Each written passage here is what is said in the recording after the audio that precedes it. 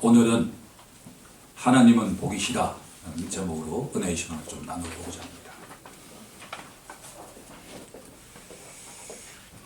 제가 좋아하는 톰 행스가 주연한 캐스트웨이라고 하는 영화가 있는데 그 원작이 로빈슨 크루스.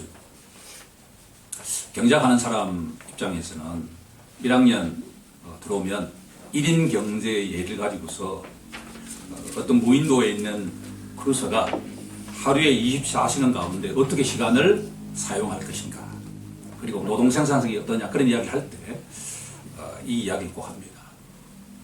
크루스가 식인종을 한 명 만났는데 금요일날 만났다고 해서 프라이데이입니다. 식인종을 잡았는데 간을 꺼내가 막 먹으려고 하는 거예요. 그래서 깜짝 놀라가지고 복음을 증거해야 되겠다. 하나님의 형상을 닮은 사람이 절대로 피를 먹어서는 안 된다. 사람이 어떻게 사람의 간을 먹을 수 있느냐라고 이야기를 하죠. 우리 모든 사람은 다 하나님이 창조하셨다. 프라이데이에 너도 하나님이 창조하셨다라고 하니까 이렇게 질문합니다. 그러면 내 눈에 보이게 해보라는 거예요. 이 세상에 수많은 사람들이 하나님을 내 눈에 보면 내가 믿겠다는 거예요. 저도 한때 그랬죠. 하나님이 계신다고 하면 눈에 보이면 내가 믿지 않겠느냐. 이 말씀을 가만히 묵상하는데 우리 눈에 보이지 않지만 지금 제 옆에 하나님이 계시는데,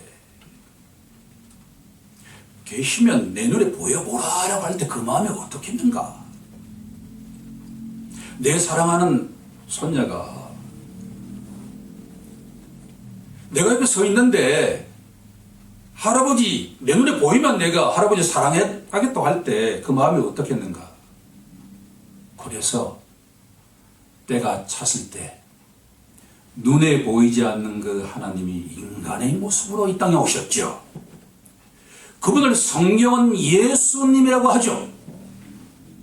수많은 사람들이 질문했습니다. 눈에 보이지 않는 하나님을 내 눈에 보여보라고 말입니다.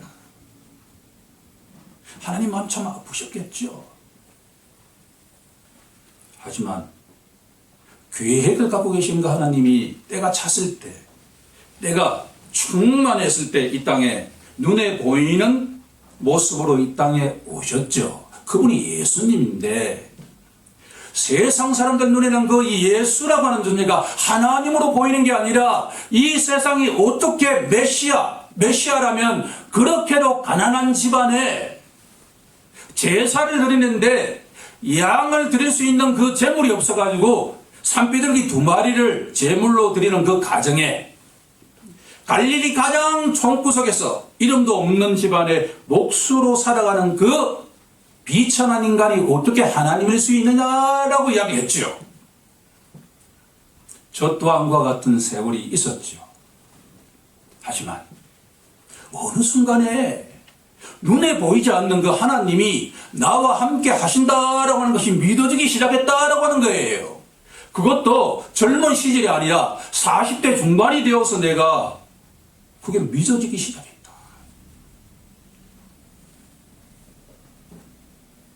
목사가 누구한테 설교하기가 제일 어려운가라고 하면 가족들한테 설교하기가 제일 어렵죠. 지난주에 우리 10주년 우리 선친 추도 예배를 드렸는데 월요일이에요. 물론 제가 에너지를 주일에 다 쓰니까 월요일 되면 좀 쉬어야 하는데 갔으니까 그런 면도 있지만, 나의 어릴 때부터 모든 것을 알고 있는 우리 어머니와 누님과 여동생 앞에서 내가 말씀을 증거한다는 게 쉬운 게 아니에요. 은혜가 안 되죠. 어느 순간부터 모든 것을 내려놓습니다. 잘 하려고 하는 것을 내려놓습니다. 목사이기를 나는 원하지 않습니다. 사랑하는 아들이 되고 싶고, 사랑하는 동생이 되고 싶고, 사랑하는 오빠가 되고 싶지, 내가 목사로서 그 자리에 만나지 않는다. 이 자리에도 어떻게 보면 저에게 가장 이렇게 사랑하는 분들이 와 계시죠. 수십 년 동안 나의 강의를 들었던 제자도 있고, 명절 때마다 만나는 우리 친척도 있고 다양한 분들이 이 자리에 계세요. 그런데 이 말씀을 묵상하면서 제가 무엇을 전해주면 좋겠는가 라고 기도하면서 내린 결론이 성경에는 모든 내용이 다 복으로 가득 차 있다라고 하는 것을 알게 되었습니다. 브라이데이가 크루스에게 묻습니다. 하나님은 누구십니까? 크루스가 답합니다. 하나님은 사랑이시다. 신약 성경의 가장 유명한 하나님에 대한 정의는 하나님은 사랑이시다. God is love. 그러면 구약 성경에 하나님은 무엇인가라고 여러분들이 나에게 질문한다면 하나님은 복이시라. God is blessing. 하나님은 복이십니다. 추상적인 게 아니라 성경 66권 가운데 첫 번째 책이 창세기인데 창세기에 복을 축복하신 말씀으로 시작을 하죠. 너희는 생육하고 번성하라 라고 말씀하십니다. 구약의 교회가 아브라함과 그 가정으로 시작을 했는데 얼마 지나지 않아서 70명이 되었고 400년이 지나고 난 뒤에 그 70명의 교회가 200만 명으로 늘어났다라고 하는 거죠. 하나님은 한번 말씀하시는 것을 절대로 땅에 떨어지게 하지 않습니다. 생육하고 번성하라 라고 하는 게 하나님의 축복의 내용입니다. 이 말씀을 그대로 믿는 자에게 자손의 축복이 풍성하게 임할 줄로 믿습니다. 또한 성경 66권의 가장 마지막 책이 요한계시록이라는 책인데 그 책 속에 복이 있을지어다 라고 하는 구절이 7번 등장하고 있다라고 하는 것을 발견했습니다. 세상에서는 7이라고 하는 숫자가 럭키 세븐으로 알려져 있지만 성경에서 7이라고 하는 숫자는 충만한 숫자를 의미합니다. 이 말씀은 뭐냐 그러면 성경 전체의 모든 내용이 다 복의 복을 선포하는 축복으로 가득 차 있다라고 하는 거죠.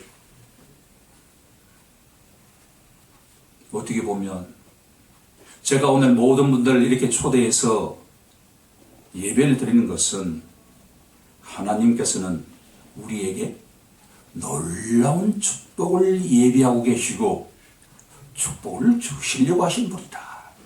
아멘. 그 대표적인 본문이 바로 민수기 6장에 나와 있는 오늘의 본문이다라고 하는 거죠. 하나님은 복이시고 복을 주시려고 한다. 주보 중간에 보시면 3개의 갈로가 되어 있는데 그 3개의 갈로를 채운 것으로 오늘의 설교를 진행해 보고자 합니다.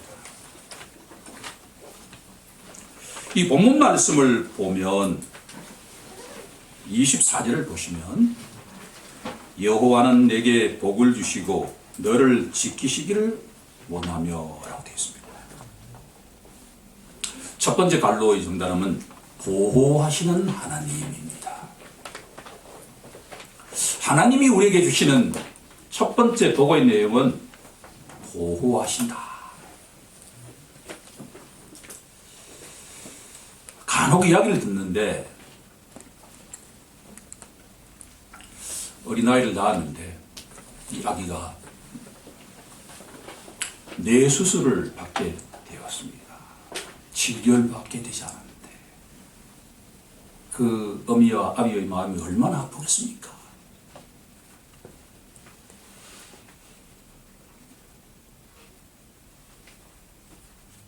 그런데 그 부모가 아무리 어린아이를 사랑한다고 한들 졸지도 않고 자지도 않고 보호할 수가 있을까요?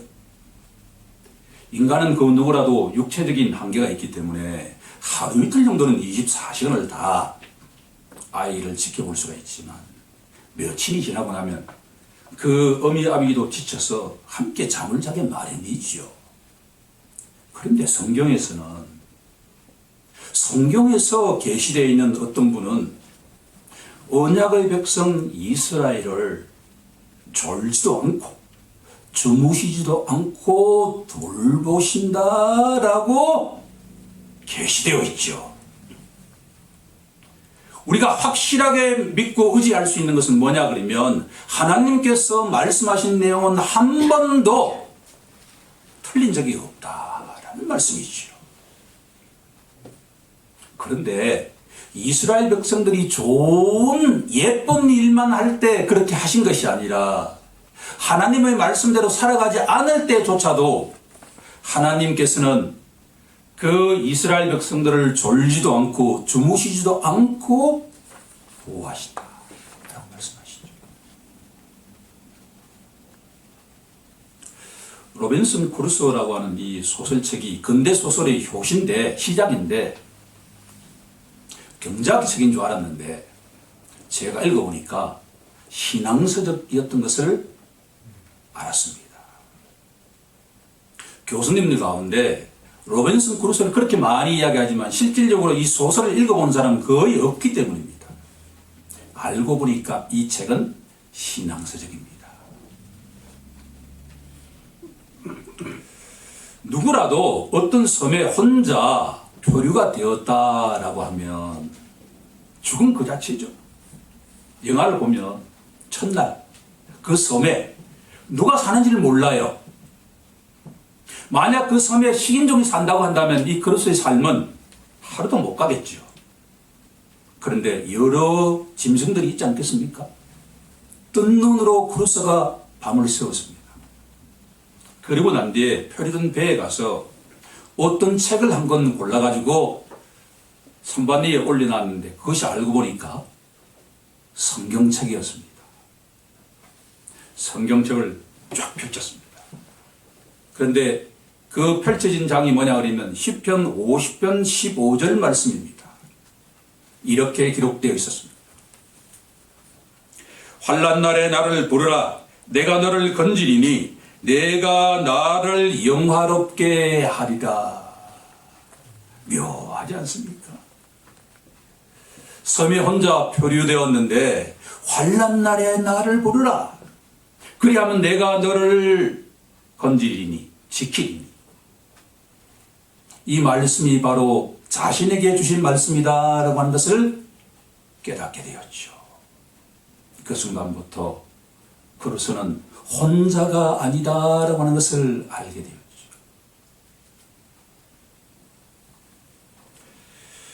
아무도 없는 무인도에 혼자 표류가 되었는데 크루소 마음속에 나를 지켜주시고 보호하시는 분이 계신다라고 하는 것을 알게 되었다라고 하는 것이죠.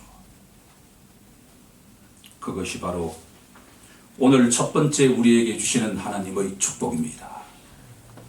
하나님은 우리의 선한 목자가 되십니다. 아멘. 우리가 언제 어디서 무엇을 하더라도 늘 동행하시고 보호해 주시는 겁니다.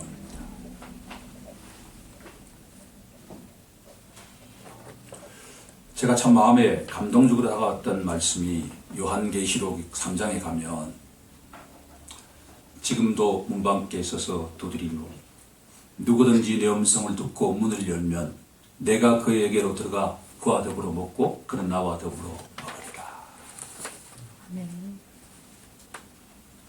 우리 눈에 보이지는 않는데 그 부활하신 예수님께서 지금도 우리 문 밖에 있어서 비가 오나 눈이 오나 어떤 상황에서도 우리의 마음을 열기를 기다리고 계신다라고 하는 것을 깨닫고 난 뒤에 눈물을 흘리지 않을 수가 없었죠.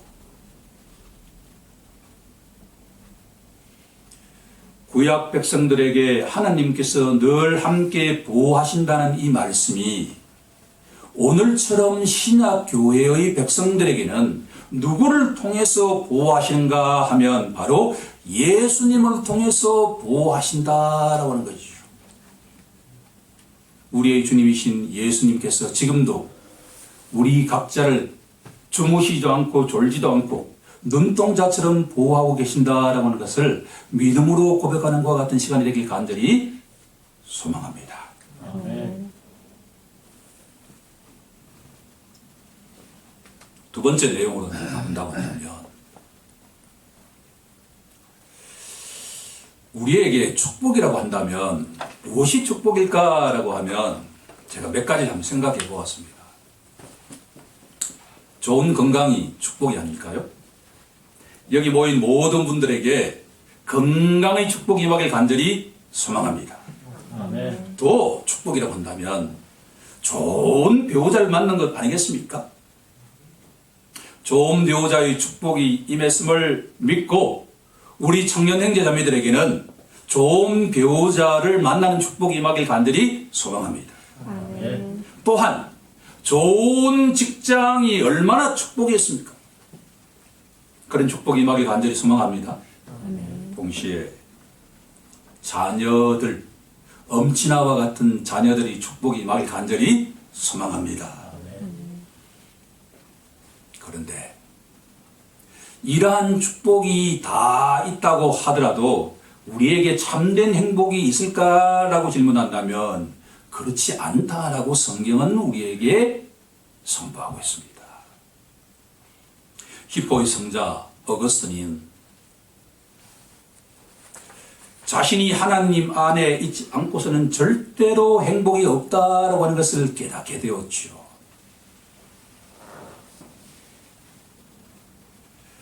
제가 오늘 말씀드리고자 하는 것은 우리에게 가장 큰 축복은 바로 과거에 저질렀던 죄와 허물로부터 해방되는 축복인 줄로 믿습니다. 하나님을 만난 크루소가 날마다 즐겁게 행복하게 무인도에서 생활하고 있었는데 어느 순간에 옛날에 자신이 저질렀던 생각들이 계속 떠올랐습니다.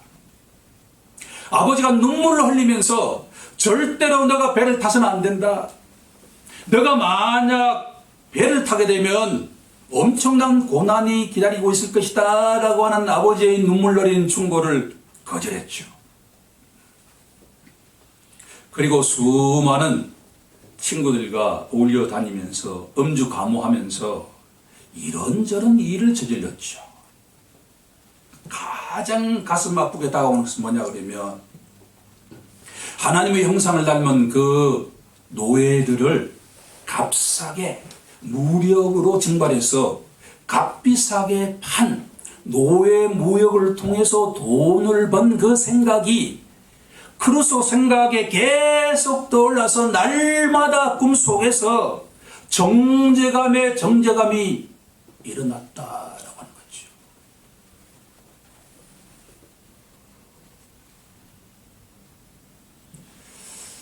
우리 돌아가신 장모님이 손에 뼈가 부러지셔서 병원에 입원하셨다는 말씀을 듣고 제가 그때 50년 때문에 많이 고통받고 있을 텐데 장모님 참 아프시죠? 라고 하니까 너무 아프다는 거예요. 근데 제가 장모님에게 이런 질문을 했습니다. 장모님 세상에 죄를 안 지은 사람이 있을까요? 라고 질문하니까 이 세상에 죄를 안 지은 사람이 있나? 다 죄인이지. 정말 기뻤습니다. 그렇죠. 사람이 왜 죽느냐 하면 죄의 삭은 사망이요. 인간의 죄와 허물 때문에 죽는다고 하는데 장모님, 우리 영원히 죽지 않는 방법이 있습니다. 예수를 믿으면 됩니다. 우리 장모님이 아무 말씀하지 않으셨지만 생각하고 계신다라고 하는 것은 제가 알게 되었죠. 저는 소망을 품고 있습니다. 그 순간 우리 장모님 마음속에 주님의 은혜가 임했다고 말입니다. 두 번째 축복의 내용은 바로 은혜를 베푸시는 하나님입니다. 로빈슨 크루소가 신약 성경을 읽기 시작했습니다. 시간도 많고 하니까 쭉쭉 읽었죠. 그런데 로마서를 읽고 난 뒤에 이런 구절이 떠올랐습니다. 하나님의 독생자 예수 그리스도께서 너 자신을 위해서 너의 죄와 허물을 대신 십자가에서 지셨다라고 말입니다. 그리고 로마서 8장 1절에 이렇게 선포하죠. 그러므로 이제 그리스도 예수 안에 있는 자에게는 결코 정죄함이 없나니 이는 생명의 성령의 법이 죄와 사망의 법에서 너를 해방하였느니라. 이 말씀을 듣는 순간에 그렇게도 크루스를 괴롭혔던 그 모든 죄책감과 정죄감에서 해방되는 순간을 느꼈습니다. 예수님께서 나의 모든 죄와 허물의 죄값을 다 치르셨다라고 하는 것이 쑥 믿어지게 되었기 때문입니다. 그 순간에 그렇게도 날마다 괴롭혔던 그 정죄감이 완전하게 사라지게 되었다라고 하는 것을 알게 되었죠. 성경에서는 이것을 보혈의 능력이라고 하죠. 예수님이 흘리신 십자가의 보혈은 우리가 전에 어떠한 죄와 허물을 지었다 하더라도 그것을 완전하게 주홍같이 붉을지라도 흰눈처럼 순결하게 변화시키는 힘이 있다라고 하는 것을 선포하고 있죠.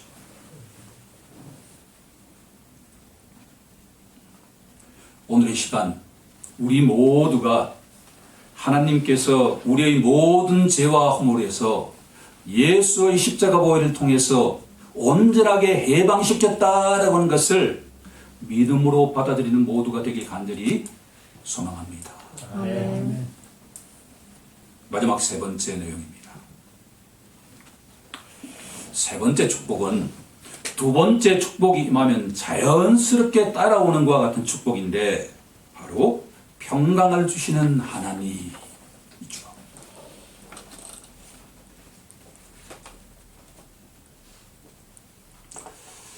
요즘 우리 손녀인 지유가 저녁에 잠드는 게 되게 힘든 것 같아요. 보니까 2시간씩 이렇게 때를 쓴다고 이렇게 인스타그램에 올렸는데 그래서 요즘 제가 날마다 한 10시가 되면 기도를 하고 난 뒤에 인스타그램에 올리죠. 뒤야, 할아버지 손을 잡고 같이 기도하자. 예수님 안에 있는 그 평강이 우리 손녀에게 임하게 하셔서 온전하게 깊은 숙면을 취할 수 있도록 허락해 주옵소서라고 기도하죠. 예수님께서 나의 죄와 허물을 위해서 십자가에 돌아가셨다라고 고백하는 자에게는 하나님과의 평강이 임합니다. 옛날에 원수지간이었던 그 관계가 이제는 평강의 관계로 변화되면 자연스럽게 따라오는 것이 바로 평강입니다.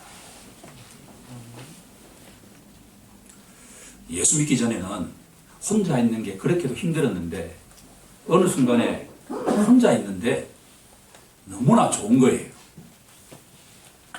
주님이 나와 함께 하고 계신다라고 하는 것을 믿으니까 예수님 안에 있는 그 평강이 나의 평강이 되기 시작했습니다.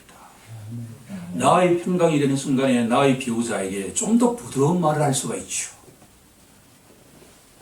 내가 중보기도하는 사람들에게 좀 더 기도할 수 있는 것과 같은 열정이 생기기 시작하죠.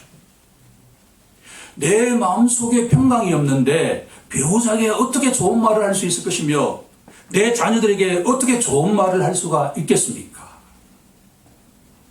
타인에게 사랑을 베풀 수 있는 그 출발은 바로 하나님 안에 있는 평강이 우리 마음속에 가득 찰 때 세상의 많은 사람들에게 사랑을 전할 수가 있는 줄로 믿습니다.